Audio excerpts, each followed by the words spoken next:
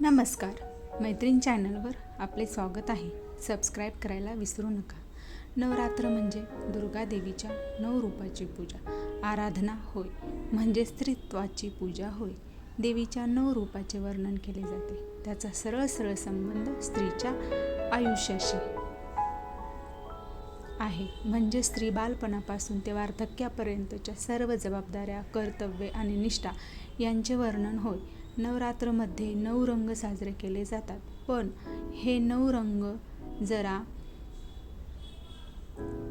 वेगळ्या पद्धतीने, आधुनिक पद्धतीने विचार करून साजरे करूयात. जसे की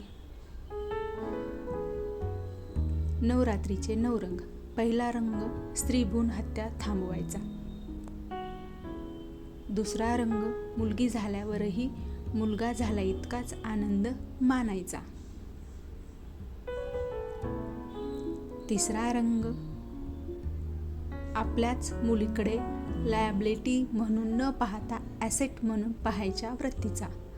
चौथा रंग मुलीच्या भरपूर शिकवून स्वावलंबी करायच्या मानसिकतेचा.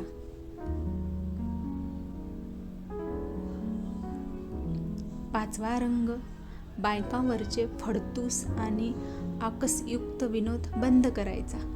सहावा रंग पुरुषांनी आपल्या स्त्रीच्या बौद्धिक आणि मानसिक कणखरतेला सलाम करायचा.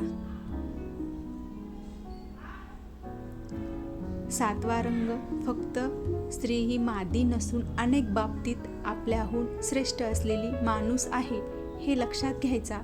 आठवा रंग विनयभंग, बलात्कार, हुंडाबळी याबाबत अत्यंत कठोर कारवाई,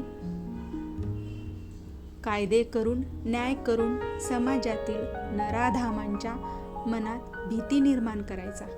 नववा रंग स्त्री पुरुष समानता या विषयावर फक्त टाळ्या मिळवणारी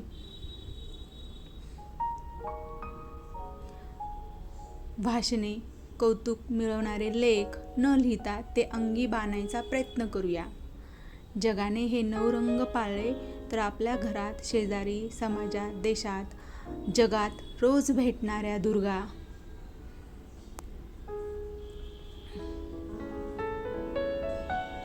अंबाबाई, महालक्ष्मी आपल्याला प्रसन्न होतील आणि अनेक आशीर्वाद देतील.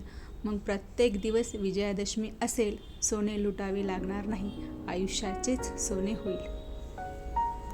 धन्यवाद.